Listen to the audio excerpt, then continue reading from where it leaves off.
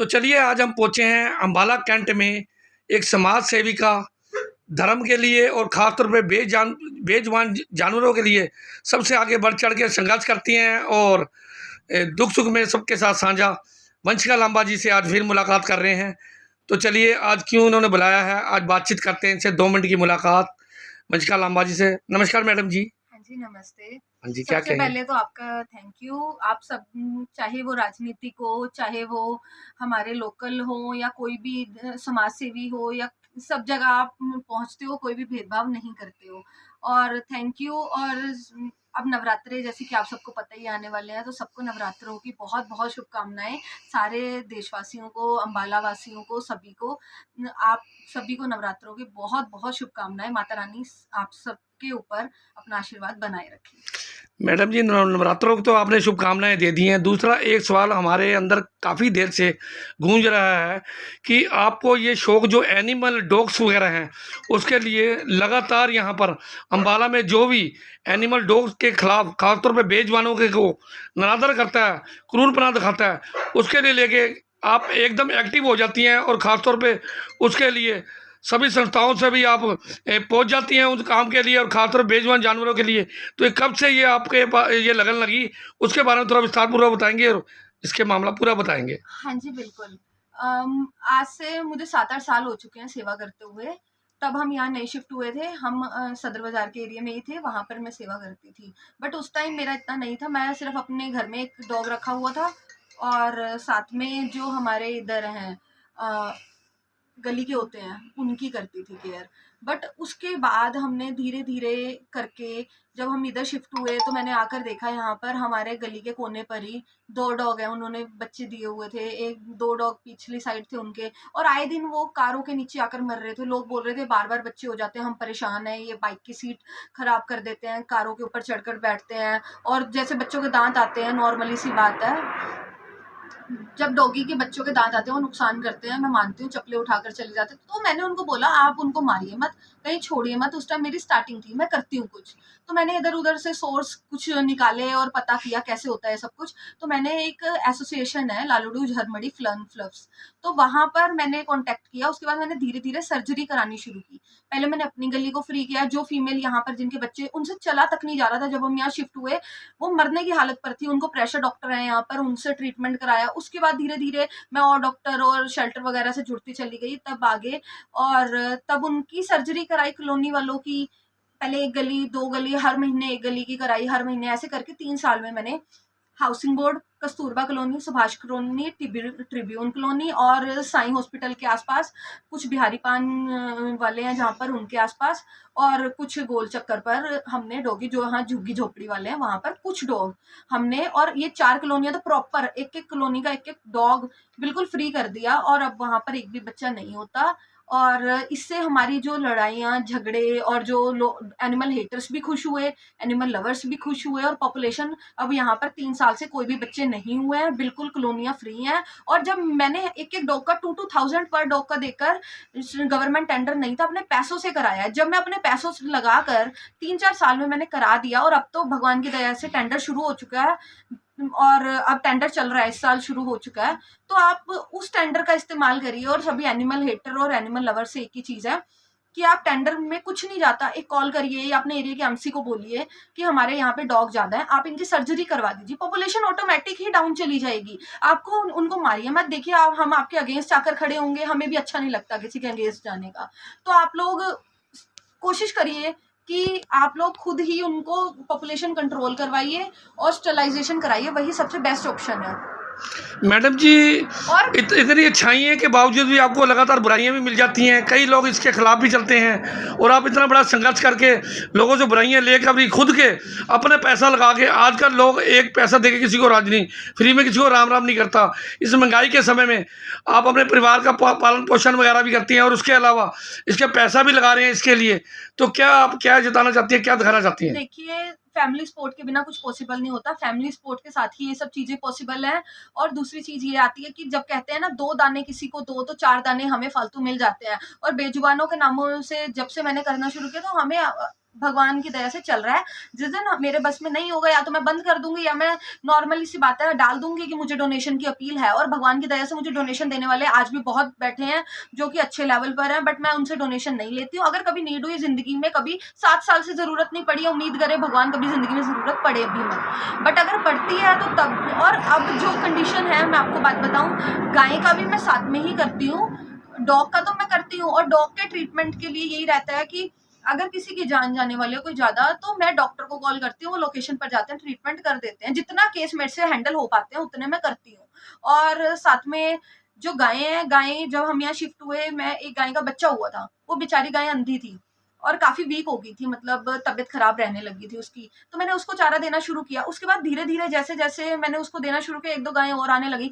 आज की डेट में 25-30 गायें हैं जो डेली मॉर्निंग में 3 साल से रेगुलर में दे रही हूँ। मेरे गली वालों को और कॉलोनी वालों को सबको पता है, बिना एक भी दिन रुके डेली, चाहे आंधी तूफान बारिश कुछ भी हो, उनको डेली 25-30 गायों को चारा जाता है।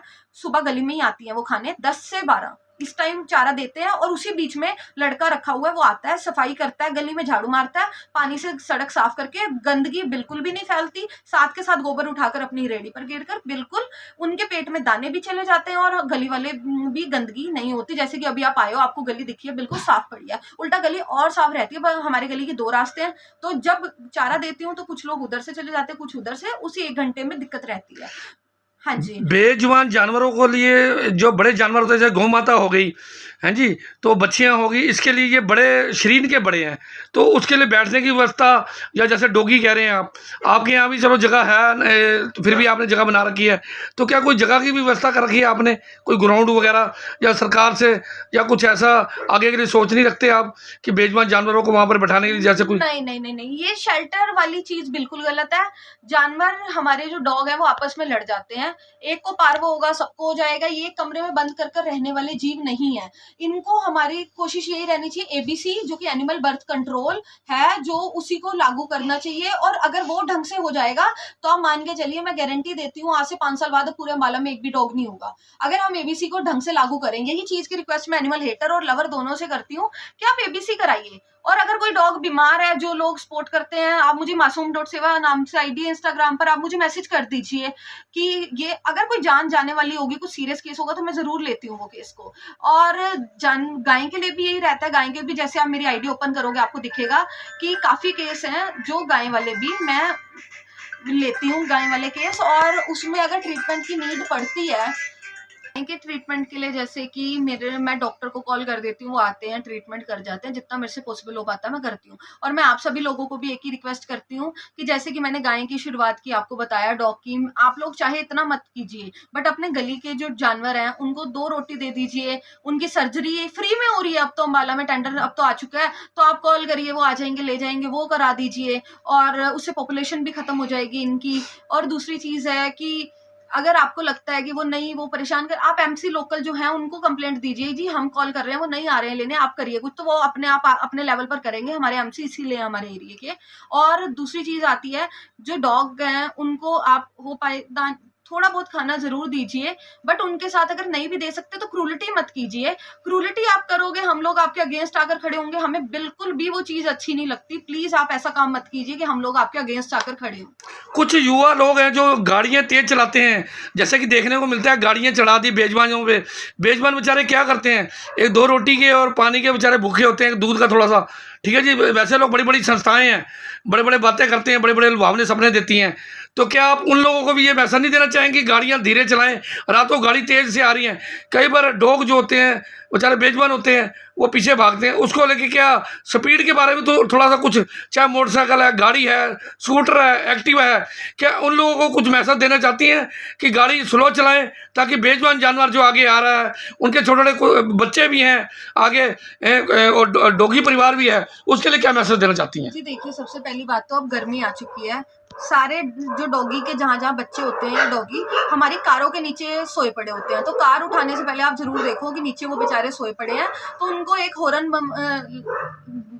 मार दो आप, तो वो हट जाएंगी, बट आप एक बार देख कर चलाइए। और दूसरी चीज़ है कि जब आपके पीछे डॉग भागते हैं तो आप एक्टिवा बिल्कुल स्लो कर लीजिए, ताकि अगर आप और तेज करोगे वो और तेजी से पीछे भागेंगे। और ज़्यादातर एबीसी वाले डॉग नहीं भागते पीछे।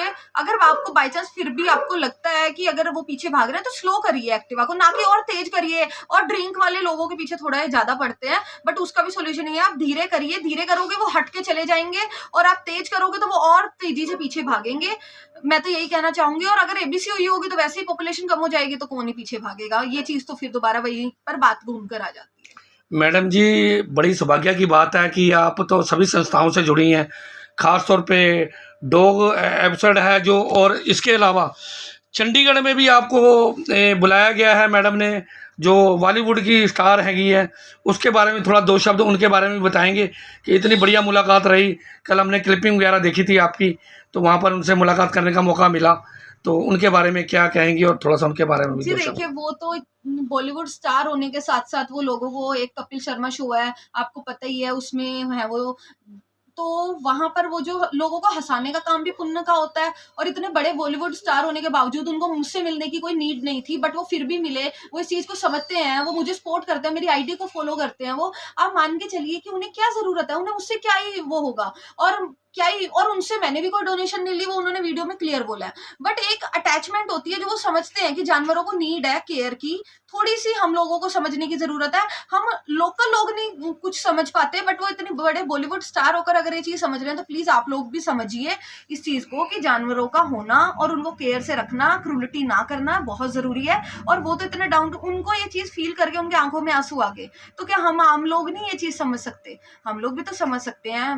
बिना एटीट्यूड, मुझे तो उनसे मिलकर लगा ही नहीं कि वो एक बॉलीवुड स्टार है। मुझे तो ऐसा लगा जैसे कि हमारे साथ ही कोई नॉर्मल इंसान होता है, वही है वो। तो बहुत अच्छा लगा उनसे मिलके, बस यही है। धन्यवाद वंशिका लांबा जी, आज आपसे मुलाकात करने का, रूबरू आपसे बात करने का मौका मिला। इतने कीमती समय आपने हमारे चैनल को दिया, मैं धन्यवाद करता हूँ आपका। मैं फिर भी एक चीज कहना चाहूंगी, ये काम अकेला मैं नहीं कर रही हूँ। देखिए, शेल्टर वाले हैं, बेशक वो मुझसे जो सर्जरी बाहर 8,000 की हो रही है, वो सर्जरी वो 2,000 में कर रहे हैं, तो वो भी हेल्प है। 2,000 में कर रहे हैं, 2,500 में कर रहे हैं, 3,000, चलो जो भी है, बट वो भी एक हेल्प हुई। और साथ में जो डॉक्टर लोकल आ रहे हैं हमारी गली में ट्रीटमेंट के लिए, उनको बेशक मैं पे कर रही हूँ, बट वो इतने कम चार्जेस में और लोकेशन पर आ रहे हैं, कोई डॉक्टर लोकेशन पर, तो वो भी एक हेल्प है। मतलब एक टीम वर्क हो जाता है। बेशक वो कम चार्जेस में कर रहे हैं, उनकी वो भी सेवा है, मैं पे कर रही हूँ, चलो जो भी आप लगा लो, एक टीम वर्क में सेवा ही हो रही है ये। और अगर मैं उनको पे कर भी देती हूँ, मुझे दुख नहीं लगता कि इतने कम चार्जेस में भी अगर कोई इंसान अपनी लाइफ का टाइम पूरा दिन निकाल रहा है, तो उसको भी अपने घर का खर्चा करने के लिए और शेल्टर इतना बड़ा चलाने के लिए नॉर्मली सी बात है, पैसों की नीड रहेगी, तो ये चीज तो नॉर्मल है। और अकेले ही मैं नहीं कर पाती, अगर शेल्टर ना होता, वो डॉक्टर लोकेशन पर ना आते, सबके साथ मिलकर ही ये चीज पॉसिबल है।